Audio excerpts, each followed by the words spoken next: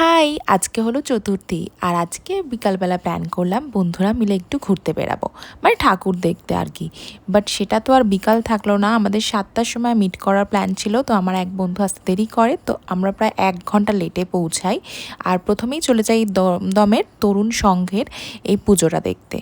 তারপরে এখানে ব্যোমকেশের মেনলি থিমটা করেছিল, তো আমাদের তো বেশ ভালো লেগেছে, একটু অন্য রকমই ছিল আর ঠাকুরটাও খুব সুন্দর ছিল।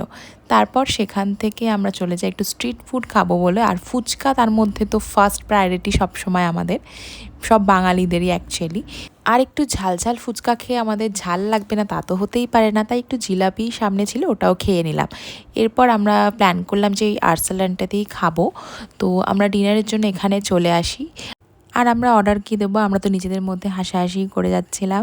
তো যাই হোক, ফাইনালি আমরা অর্ডার আমাদের চলে আসে আর আমরা খেয়ে বেরিয়ে পড়ি বাড়ির জন্য। এবার যাওয়ার সময় এত সুন্দর ঠাকুরটা দেখে কি ভালো লাগছিল, তো ভাবলাম একটু আমাদের পাড়ার সামনের একটা ঠাকুর দেখে তবেই বাড়ি যাই। আর আজকের দিনটা এভাবেই শেষ।